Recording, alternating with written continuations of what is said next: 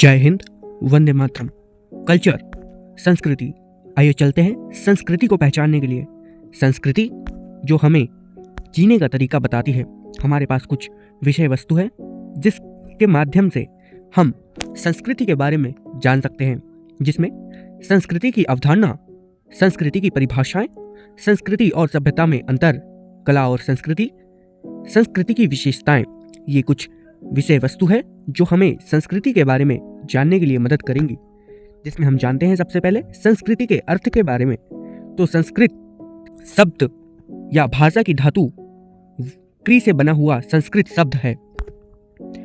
इससे 3 शब्द बनते हैं। 3 शब्द जिसमें प्रकृति, संस्कृति, विकृति शामिल होते हैं। जिसमें प्रकृति का अर्थ होता है मूल स्थिति, संस्कृति का अर्थ होता है परिष्कृत स्थिति, विकृति का अर्थ होता है अवनति की स्थिति।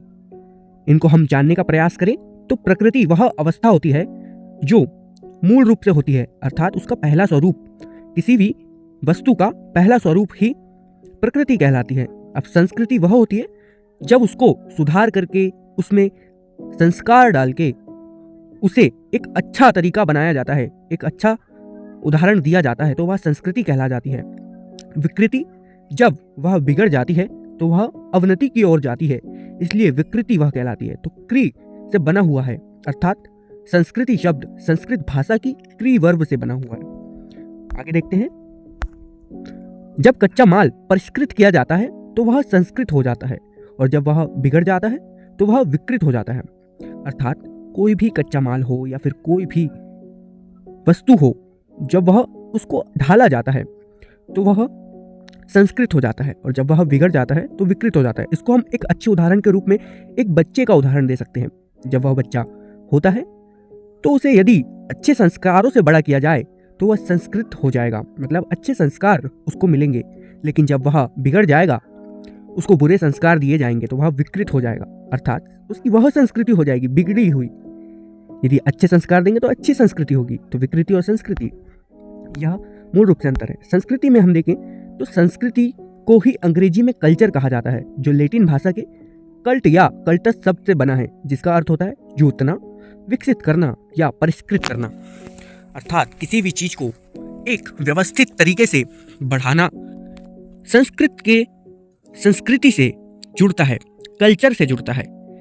किसी भी चीज को परिष्कृत करना, अच्छा बनाना। आगे देखते हैं। किसी भी वस्तु को इतना संस्कारित या परिष्कृत कर देना कि अंतिम उत्पाद हमारी प्रशंसा और सम्मान कर सके, संस्कृति कहलाता है। जैसा कि एक बच्चे का उदाहरण दिया गया। संस्कृति की अवधारणा, कॉन्सेप्ट ऑफ कल्चर, यह क्या अवधारणा है कि संस्कृति जीवन जीने का एक तरीका है तथा खाना पीना, पहनना, बोलना, पूजा करना इत्यादि भौतिक संस्कृति के अंतर्गत आते हैं। अब भौतिक संस्कृति क्या होती है? भौतिक संस्कृति जिसे हम देख सकते हैं, एहसास कर सकते हैं, महसूस कर सकते हैं, छू सकते हैं, बोल सकते हैं, है ना। तो ये भौतिक संस्कृति के उदाहरण है। विचार करना, आदर्श, भावना, विश्वास इत्यादि अभौतिक संस्कृति है। मतलब कि एक प्रकार से विचार, किसी के थॉट्स, किसी चीज को सोचना, क्या सोच रहा है वह व्यक्ति, उसकी संस्कृति है। उसके आदर्श, उसके विचार, उसकी भावनाएं, उसकी फीलिंग्स, विश्वास, ये सब अभौतिक संस्कृति के उदाहरण आते हैं। अब देखते हैं संस्कृति और सभ्यता में अंतर। संस्कृति जिसे कल्चर कहा जाता है और सभ्यता जिसे सिविलाइजेशन कहा जाता है, जिसमें मूल रूप से कुछ अंतर होते हैं जिनको जानना हमारे लिए जरूरी हो जाता है। अन्यथा हम यहाँ संस्कृति और सभ्यता को एक ही मान बैठेंगे। इसलिए संस्कृति अलग है, सभ्यता अलग है। संस्कृति यह व्यक्ति और समाज के संस्कारों से जुड़ी है, और जो सभ्यता है वह व्यक्ति के समाज के बाह्य रूप से जुड़ी हुई है। समाज के संस्कारों, अर्थात वह संस्कार किस तरीके से आगे बढ़ रहे हैं, वह रहने का तरीका क्या है, ये सब संस्कृति के अंतर्गत आएंगे। लेकिन सभ्यता में बाह्य स्वरूप, उसका दिखावा क्या है, देखने जैसी चीजें आएगी। संस्कृति मानसिक क्षेत्र से जुड़ी हुई है, उनके विचारों, अनुभवों, भावनाओं, इन सब से जुड़ी हुई है। सभ्यता भौतिक क्षेत्र से जुड़ी हुई है कि उसका रहन सहन कैसा है, कैसे बढ़ रहे हैं, किस तरीके से रहते हैं। संस्कृति आंतरिक अनुभूति से जुड़ाव रखती है, वहीं सभ्यता जीवन जीने के बेहतर तरीके की खोज करती है। तो ये कुछ मुख्य अंतर थे संस्कृति और सभ्यता में। आगे जानते हैं कला एवं संस्कृति के बारे में कि कला अर्थात आर्ट संस्कृति से प्रभावित होती है और यह संस्कृति के सहयोगी के रूप में होती है। कला संस्कृति दोनों साथ साथ चलती है और यह एक दूसरे के प्रेरक है। यह बात सत्य है कि कला जो होती है वह संस्कृति से जुड़ी हुई होती है, क्योंकि संस्कृति होगी तो कला होगी और कला होगी तो संस्कृति होगी।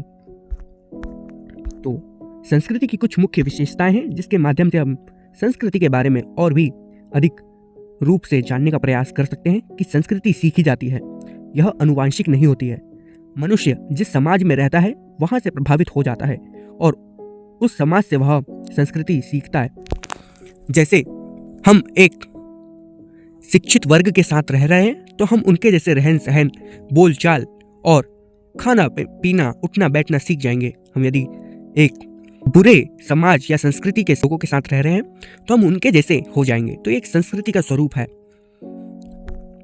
संस्कृति लोगों द्वारा बांटी जाती है जिसमें पीढ़ी दर पीढ़ी स्थानांतरण होता है एवं समय बीतने पर यह समृद्ध हो जाती है। तो ये था कुछ संस्कृति के बारे में। संस्कृति जीवन शैली का एक हिस्सा होती है जो परिवर्तनशील होती है, किंतु इसका स्वरूप यदि बिगड़ने लगे तो यह समाज के पतन का कारण बन सकती है। इसलिए एक अच्छी संस्कृति का संरक्षण बहुत आवश्यक है। जय हिंद।